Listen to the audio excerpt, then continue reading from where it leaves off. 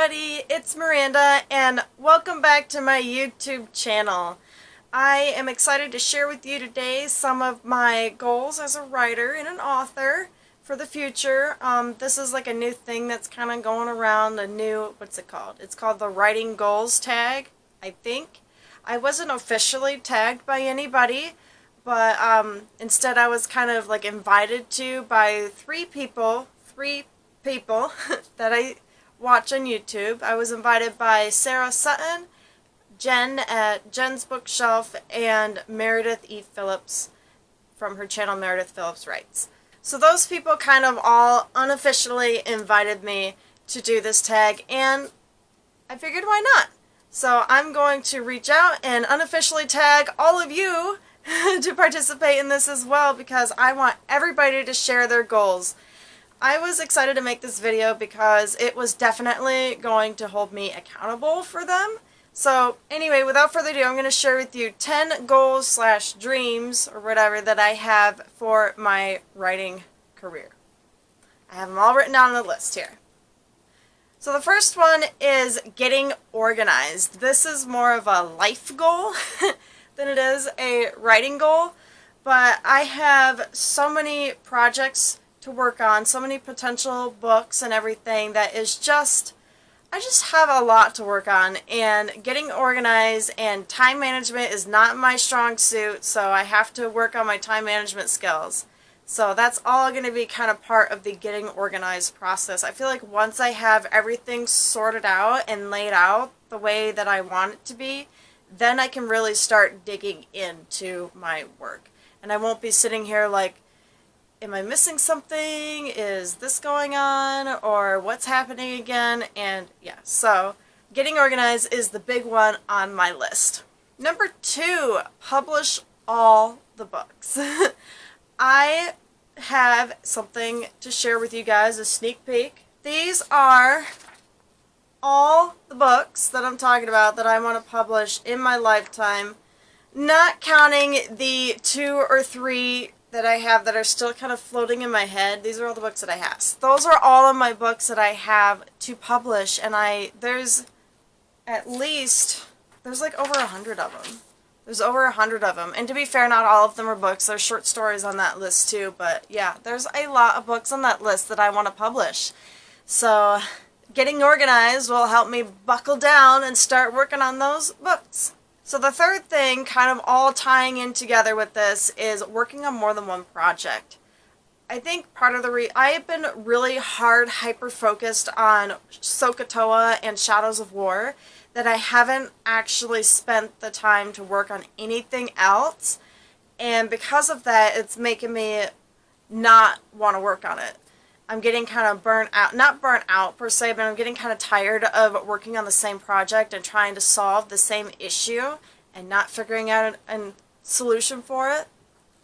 And I think that working on more than one project at a time would be better for me. It would give me something else to do. It would have the gears keep going on those list of books that I just showed you. And I think it would just be really helpful. So once I get everything organized, I'll be able to more easily tell what books I can start working on that are more than one. That way, if I get tired of working on SOHCAHTOA, if I hit a block on there, then I can switch over to my other project, and then I won't be lost. I won't be in a writer's rut. I don't know if that's a term, but we're going to go with that. So now we're going to go into sort of the bigger dreams that I have for my writing career, and that is seeing a hardcover book set just on the shelf in a bookstore. That, like a box set, like you know how they have those really nice box sets with the little cover and the shrink wrap and everything. My books are only published in paperback or Kindle, so I don't even have a hardcover copy of my book to begin with. But to have a hardcover copy of my entire trilogy in a box set like that would just be, I would hold it, and I would buy it, and I would never open it, because I would just want to hold it. It's just so awesome. So halfway through at number 5, I am going to tell you, I would like to post to Wattpad and Booksy. Not anything that I'm going to publish, but I have a few books on my list here that I showed you that are more of fan fiction, that are more of stories that I once collaborated with people and we kind of lost contact, so but I would still like to work on those stories independently, so but they can't ever be published. So just pretty much anything that just can't, that I want to post that can't really be published into a novel for some reason or other. That would be what I would want to do on Wattpad and Booksy. I would also like to read other people's works on there, because I found there's just so many amazing books that I've read in my time that I spent on those websites that were never published. And I don't know if they just never wanted to, but it's just some of the books are so amazing, and you never know what you're going to find on there. So I just personally would want to post on there again to share some of my works out there with people, and then to read other people's works on there as well. So number 6 is one that probably a lot of people can identify with, and that's growing my author platform. I just started doing my YouTube channel, I just started doing my Instagram, all of that this year, and I am amazed at how quickly it grew. They grew in a short span of time, and I would like to continue that growth. Alright, so number 7, that one, the last one was kind of short. Number 7, though, is being a hybrid author. I've heard a few other YouTubers and author-tubers who wanted to do this as well, but I really hadn't thought much about it until they started explaining like what it was. So pretty much a hybrid author is somebody who's self-published and traditionally published, which is pretty cool. But most of them are thinking more along the lines of novels, but I actually would like to traditionally publish all of my short stories and self-publish my novels. This is like a for now thing. I might change my mind as I move forward, but yeah, that's what I'm looking for. Like taking my short stories and poetry. I have a few poems that I would like to publish, and sending them off to magazines, or if they're doing like an anthology collection of short stories in a specific genre, I would like to send off one to that. That would be kind of the idea that I would have with traditional publishing. It wouldn't be really my novels that I would want to traditionally publish. It would just be my short stories. And of course, naturally, another dream of mine is to be a full-time writer. I work part-time in a library, and I work at home, but kind of, sort of, but I would mostly like to really just work on my writing. That is my ultimate all-time life goal that will not be achieved in any time soon, but that would be amazing to just have that happen and spend my entire time just working from home and writing my books and engaging with my audience and my following and all of that. That would be just super fun for me, and I would love to do that. Oh, so this next one, we're second to last, we're on number 9. This one is kind of odd, and I don't think many people have done it before, but I'm going to say it anyway. I would like to write a character collaboration book.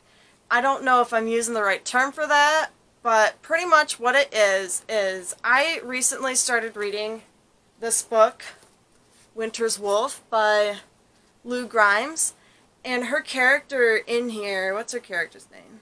Louvette, probably Louvette, is so sassy and feisty. She reminds me, just from chapter 1, her behavior reminded me exactly of Lyra from my book. So how cool would that be if her and I could get together and work on a character collaboration where Lyra and Lou meet up together, and they're like, oh, you're a werewolf? Yeah, I'm a werewolf too, kind of a thing. That would be kind of cool, and then write a cool little book about it. I don't know, that one, I just read this book, this first chapter of this book, and this character, I was so amused by her because she reminded me so much of Lyra that I think that her and Lyra would be best book friends. So the last one that I have for you guys, number 10, is letting my writing speak for itself. That's pretty much where, instead of me telling you or other people telling you how good this book is, it would be people reading it and just liking it. And I know that's kind of a weird, obscure one that kind of goes out in the middle of nowhere. Like, book reviews are amazing, but sometimes the book reviews are a little skewed, and I find that books that people don't like are books that I like. So I would like to let my writing speak for itself, for somebody to pick it up and read it and say, yes, this was really good because it was just a good book. Not because I heard that somebody said it was a good book, or because the author says that she just published this book, but because I read it and it was actually a good book. I don't know what that's called. This is kind of a weird one, but yeah, that's kind of my other goal, is to let my writing speak for itself. Alright, that's all I got for you guys today. I hope that you enjoyed this video. I made this because of the tag, but I also made this to hold myself accountable to those writing goals. So yay, we'll see where we are in another year or so. Today, actually, I'm recording this on the 24th. Today is the official book birthday of The Curse of Sokotoa. It is 4 years old today. You won't see this until next Sunday, but still. Yay, happy birthday. So go ahead, if you like this video, then give it a like. If you like my content, if you want to see more content like this, then subscribe to my channel. If you're looking for something new to read, then go ahead and check out my novel, The Curse of Sokotoa, which is linked down below. And feel free to follow me on social media. I will see you guys next week with another video. Bye!